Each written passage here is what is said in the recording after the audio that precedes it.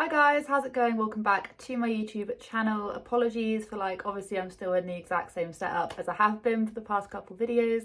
I am hoping that the audio is somewhat better. I've tried to fix it. I haven't got my microphone. I promise I'll stop doing all these little disclaimers whenever you guys click on these videos. But yeah, I haven't got a microphone with me. I usually have a much better setup. Whatever, I'm in the process of trying to figure it out. So yeah, bear with me. If my audio is better in this video than the last one, please just let me know. And I'm just gonna I'm figuring it out as I go along.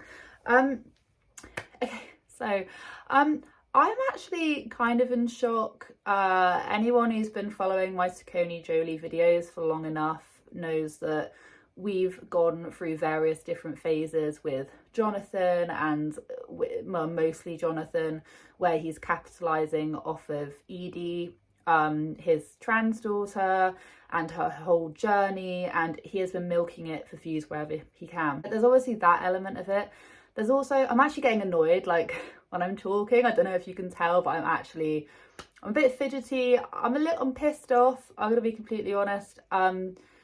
So as well as that, around the same kind of time that the whole Edie storyline started, I'm not dismissing it by calling it a storyline. I'm dismissing the fact that they've monetized off of this, have not given their daughter privacy, using her as the main cash cow of the SACCONEJOLY brand, and they've been doing this for a little while now. It's also tied in with the fact that Jonathan has, the past year or so, he wrote a book about how he has struggles with his own identity and that he's non-binary and that all of this kind of stuff.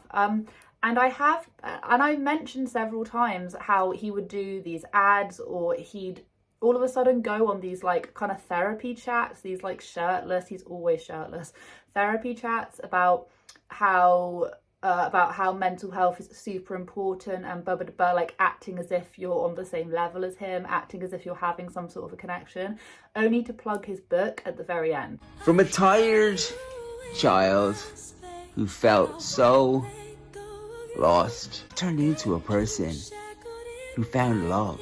Someone asked me, can I sum up all my friends who are invisible for them? Because they want to understand what is an invisible friend. Hear the story of a child who had an identity struggle. That suppression made him create an imaginary friend until he felt that the world was safe enough for him to surface. Now, how this is relevant, and I'm not going to play the whole TikTok because it just heavily features his kids, and I hate saying this, but if you want to go see the TikTok, you'll just have to go on Jonathan's TikTok page, whatever. I hate even directing people to stuff like this, because it's don't give them that attention, don't give him that attention that he's trying to get from it. In this thing, because he's always going on about, oh, you need to read my book to understand my journey, you know, I was a child that I was told off for wearing dresses and all of this kind of stuff. Basically, he did a TikTok, when was it? I think it was a couple days ago now. He did a TikTok where he's basically getting his kids, Edie in particular, to reenact Jonathan's story.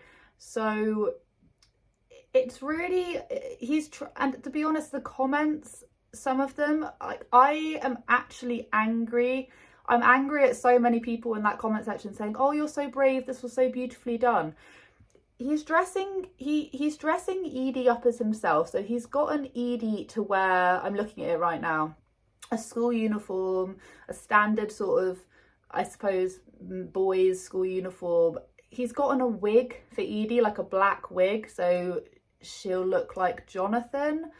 And basically he's retelling the story through Edie, where, you know, Edie's trying to wear dresses, but then the dad comes in and Edie's then hiding underneath the bed, and their eldest daughter also plays a role in it, and I'm guessing that's meant to be Giselle, who's sort of helping Edie in all of this. And at the very end, they basically go through this box and pull out Jonathan's book, All My Friends Are Invisible book. And I'm just gonna say this right now, this is shameful. And I'm not saying it's shameful that, and I will say this until like, and until my face goes blue. It's not shameful you want to be trans, it's not shameful that you're transgender, it's not shameful you want to wear dresses, it's not shameful that you feel like you're born in the wrong body. That's not shameful. But I'm going to tell you what is shameful. Your dad dressing you up as a former child of himself and retelling the fact that he used to get like beaten up on the street or whatever. Like, there's literally a scene where Edie's walking along dressed as Jonathan, like quite literally dressed as Jonathan with like the wig and all of that, and then there's supposed to be, I mean, it's supposed to be like a reenactment of him getting bullied or something, and I'm just like, this is projection at its absolute highest. And the thing is, if there wasn't a book promotion at the end of it, I'd still think it's really quite messed up to be inflicting that onto an 8-year-old. I would still, like, it's a very bad piece of B-Tech drama, don't get me wrong, it's awful. But the fact is, this whole entire thing that he created was just a plug for his book. This is, in my mind, I think one of the worst things he's done. I think this might actually, take the biscuit, take the cherry. I think this is actually it. And I really want to hear other people's opinions on this. But me personally, and I've been covering them for months, and we have gone through so many different things that have happened. This might, I think for me, this might actually be one of the worst things he's done. He's dressing his child up like his former self. Like, how is that not just the worst bit of projection you've ever seen? Like, what is this? Everyone always says, like, stop projecting onto your child. And I'm not saying that Edie is in any way influenced by whatever Jonathan's going on about. That's not what I'm saying. But what I'm saying is that he's quite literally dressing up his child and making his child reenact his past life. Like, your stories are completely separate. I don't know what I can even say to this. So many of the comments are praising it.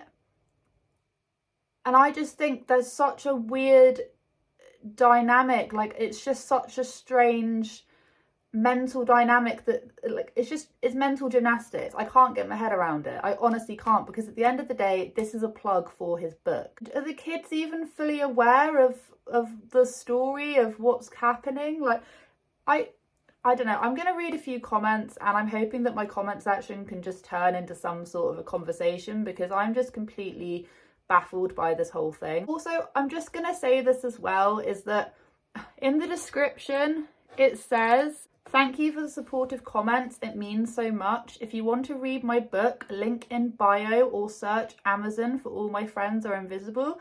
There's this piece of B-Tech drama that he came up with was very heavily choreographed. It was very, like I said, B-Tech drama, not being mean towards the kids, but this is Jonathan, who claims to be like a videographer. This is his handiwork, okay?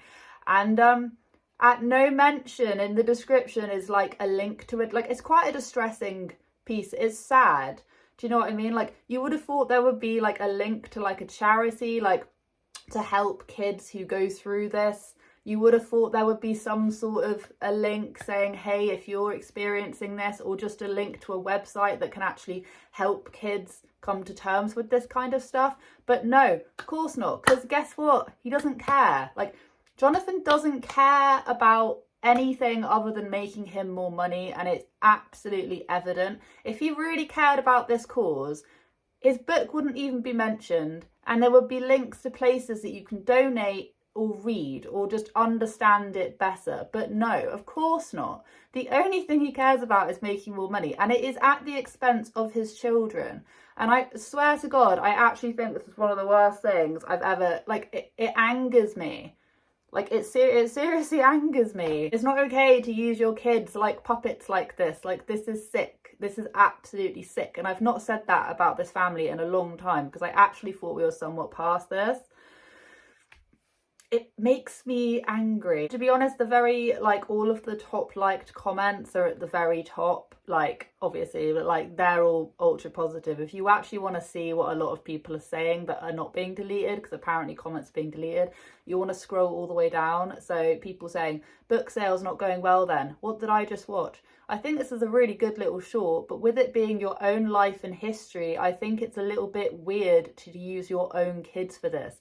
Yeah, exactly. It's your own story. It's not your children. Stop tying your children into your own thing. Like, stop doing that. Stop doing it. It's also supposed to be confusing as hell for your own children. Like, and the book plug-in at the end, it's... Why are you living your childhood through your own child? You're literally telling your story and how you feel through your children. I can't help but feel more than ever this is projection. And the thing is that I've always said this, I'll always address Edie as Edie. I'm in favour of trans rights and all of that, like, massively. And I have this problem whenever I discuss this kind of topic. Some people want to make up their minds and think that I'm just anti this and anti that.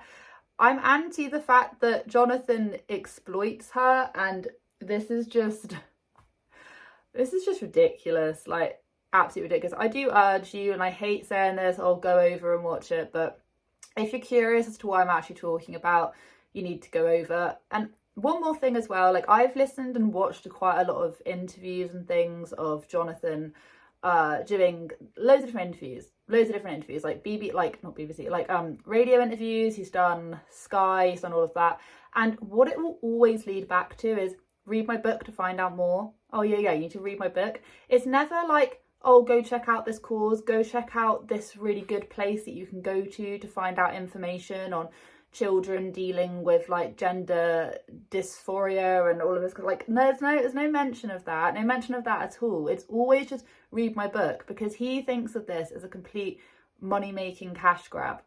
And I've always said this, it's a very big coincidence how everything started happening with Edie, and then Jonathan all of a sudden wanted to write a book, and I'm not saying suddenly decided he was non-binary, that's not it at all, but, and other people have said this as well, okay, and I've always said this, there's a bit of a strange coincidence going on, and I'm not dousing Edie's story, but I heavily doubt somebody who is so persistent about being like, you know, we need to accept people for who they are, but then doesn't work alongside organisations or provide any really good sources for people that actually need help in this area.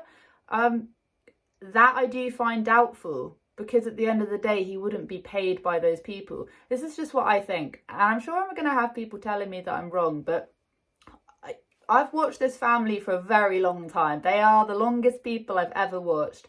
And I just remember, I do feel, I feel a certain type of way, especially when this family, like, mess up. I just think this video just takes it to a whole new level. I really honestly do. And I do just, yeah, I just think it's sick. And, like, they can go over on their YouTube channel and just act like, oh, we're not still profiting off of our kids anymore. No. But they do it off of YouTube, because the YouTube, I think they've blocked so many people on YouTube, and they've, like, shadow banned somebody. I think they've done that so much over on YouTube that they wouldn't even bother trying to post this kind of stuff over there anymore. I mean, like, people don't care about the YouTube channel, but they'll get a lot of engagement for this, and I don't think Jonathan cares whether it's good engagement or bad, like whether or not it's hate or love. And I think it's an absolute shame. I think that it's just so evident that they're just desperate. Yeah, anyway, I've got really nothing else left to say about this, because obviously I'm not going to break this video down. But have a wonderful day wherever you are in this world. Take care of each other, take care of yourselves, and I will catch up with you guys in the next video.